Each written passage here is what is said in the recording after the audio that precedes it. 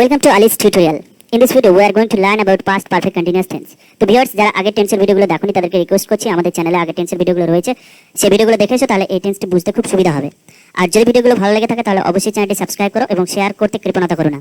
তো চলো শুরু করা যাক। আমরা মাত্র দুটো এক্সাম্পলের মাধ্যমে এই টেন্সটা শিখবো। আমি গতকাল 3 ঘন্টা ধরে কাজটি করছিলাম, তাহলে করছিলাম মানে বোঝা যাচ্ছে যে এটা কন্টিনিউয়াস, এবং এটা কবে করছিলাম না, তো গতকাল কি করছিলাম, তার মানে পাস্ট কন্টিনিউয়াস, এবং 3 ঘন্টা ধরে করছিলাম বলা আছে। তাহলে কন্টিনিউয়াসের সঙ্গে যদি কোনো সময় দেওয়া থাকে তাহলে সেটা পারফেক্ট কন্টিনিউয়াস হয়ে যায়, তার মানে পাস্ট কন্টিনিউয়াস হচ্ছিল, এটা হয়ে যাবে পাস্ট পারফেক্ট কন্টিনিউয়াস। নেক্সট, সে সোমবার থেকে উপন্যাসটি পড়ছিল মানে কি বোঝা যাচ্ছে, সে এখন পড়ছে বলছে না। যদি এখন পড়ছে বলতো তাহলে হতো সে সোমবার থেকে উপন্যাসটি পড়ছে, এরকম হয়ে যেত। পড়ছিল মানে সে সোমবারে শুরু করেছিল এবং মঙ্গলবার বুধবার বা যাই হোক কিছু একটা সময় পর্যন্ত সে কিন্তু পড়ছিল, তাহলে কাজটি অতীতে চলছিল বোঝাচ্ছে, এবং একটা পয়েন্ট অফ টাইম এর মধ্যে ঢোকানো আছে, তার মানে এটা পাস্ট পারফেক্ট কন্টিনিউয়াস টেন্স। তাহলে আমরা এরকম বাক্য থাকলে সেটাকে ইংরেজিতে কিভাবে লিখব দেখা যাক।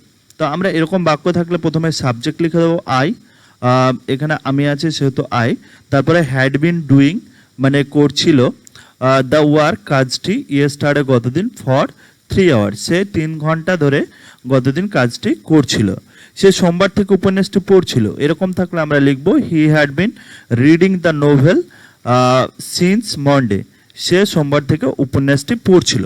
তাহলে আমরা স্ট্রাকচারটা কীরকম পেলাম, আমাদেরকে প্রথমে লিখতে হলো সাবজেক্ট, তারপরে হ্যাড বিন, তারপরে ভার্বের সঙ্গে আইএনজি যুক্ত, তারপরে অবজেক্ট, তারপরে আদার্স। তাহলে আমরা প্রথমে সাবজেক্ট লিখলাম, তারপরে হ্যাড বিন লিখলাম, তারপরে ভার্বের সঙ্গে, যেহেতু এটা কন্টিনিউয়াস টেন্স তাই ভার্বের সঙ্গে আইএনজি যুক্ত করলাম। পারফেক্ট কন্টিনিউয়াসের জন্য, পাস্ট পারফেক্ট কন্টিনিউয়াসের জন্য আমরা হ্যাড বিন যুক্ত করব, তারপরে ভার্বের সঙ্গে আইএনজি যুক্ত, তারপরে অবজেক্ট বা অন্যান্য যে ওয়ার্ডগুলো থাকবে সেইগুলো লিখব। তাহলে আমরা ব্যবহারটা কি পেলাম, ব্যবহারটা পেলাম এরকম যে অতীতে কোনো সময় ধরে কাজ চলছিল বোঝাতে এই টেন্স ব্যবহার করা হয়, অর্থাৎ অতীতে কোনো একটা নির্দিষ্ট সময়ে কাজ শুরু হয়ে কোনো একটা নির্দিষ্ট সময় পর্যন্ত চলছিল বোঝাতে কিন্তু এই টেন্স ব্যবহার করা হবে, সেটা কিন্তু অতীতের ঘটনা হবে। নেক্সট আমরা দেখে নেব যে এই টেন্সের আরও বিভিন্ন রকম বাক্যগুলো কিভাবে লিখতে হয়। আমরা যদি নেগেটিভ কোনো বাক্য লিখি তাহলে আমরা এইভাবে লিখব যে সাপোজ সে 2 ঘন্টা ধরে লিখছিল না, এটা নেগেটিভ বাক্য এবং এটা লিখছিল না কন্টিনিউয়াস বোঝাচ্ছে এবং এটা নেগেটিভ, তাহলে এটা পাস্ট পারফেক্টের ঘটনা, পাস্ট পারফেক্ট কন্টিনিউয়াসের ঘটনা। তাহলে আমরা এইভাবে লিখব যে he had not been writing for 2 hours, সে 2 ঘন্টা ধরে লিখছিল না। আমরা অক্সিলারি ভার্বটা লেখার পরে কিন্তু নটটা বসিয়ে দেবো, তারপরে বিন লিখব। তাহলে সে 2 ঘন্টা ধরে লিখছিল না, এটা লিখতে হবে he had not been writing for 2 hours. Palash 2015 সাল থেকে এখানে আসছিল না, তাহলে সাবজেক্ট হচ্ছে পলাশ, তারপরে হ্যাড নট বিন আমরা সূত্র অনুযায়ী পেয়ে যাব, নেগেটিভ হলে হ্যাড নট বিন হবে, তারপরে ভার্বের সঙ্গে আইএনজি যুক্ত, তাহলে কামিং, আসছিল না মানে কামিং, তারপরে কবে থেকে আসছিল না, কোথায় আসছিল না, তো এখানে আসছিল না, সিন্স 2015 সাল থেকে আসছিল না। পলাশ 2015 সাল থেকে এখানে আসছিল না, তার মানে Palash had not been coming here since 2015। তোমরা সাবজেক্টটা চেঞ্জ করে দিয়ে বা এইখানে 2015 সাল চেঞ্জ করে দিয়ে আরও বাক্য তোমরা গঠন করতে পারো, কোনো অসুবিধা নেই।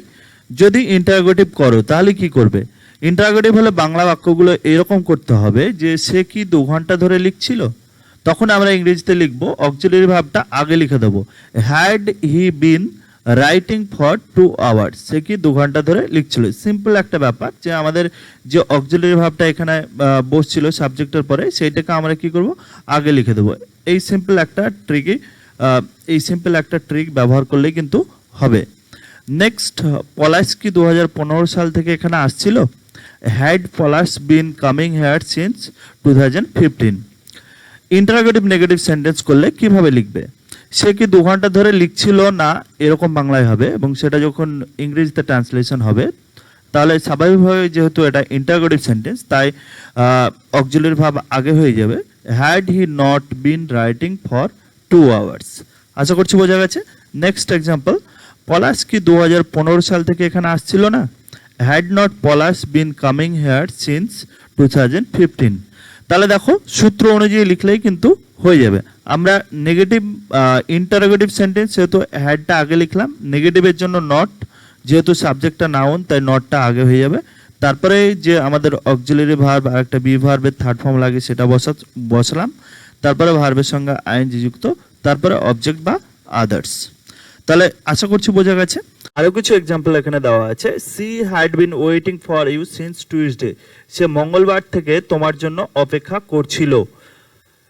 Next, I had been applying for job since 2012। আমি 2012 সাল থেকে চাকরির জন্য, কাজের জন্য আবেদন করছিলাম। Next, we had been running our business since 2008। আমরা 2008 সাল থেকে আমাদের ব্যবসা চালাচ্ছিলাম। Next, she had not been clearing her house for 2 months। সে 2 মাস ধরে তার বাড়ি পরিষ্কার করছিল না। Next, had you been using the same car since 2004। তুমি কি 2004 সাল থেকে একই গাড়ি ব্যবহার করছিলে। Next, had he not been playing for 6 hours। তুমি কি 6 ঘন্টা ধরে খেলা করছিলে না।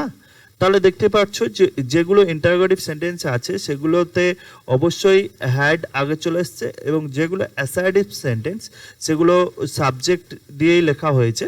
তাহলে এইভাবে তোমরা অনেকগুলো বাক্য কিন্তু নিজেরাই তৈরি করতে পারো। যত বেশি প্র্যাকটিস করবে তোমরা তত বেশি শিখতে পারবে। আশা করছি ভিডিওটি ভালো লেগেছে। যদি ভিডিওটি ভালো লেগে থাকে তাহলে অবশ্যই বন্ধুদের মধ্যে শেয়ার করো, আর চ্যানেলটি সাবস্ক্রাইব করতে ভুলো না। সবাই ভালো থেকো, সুস্থ থেকো।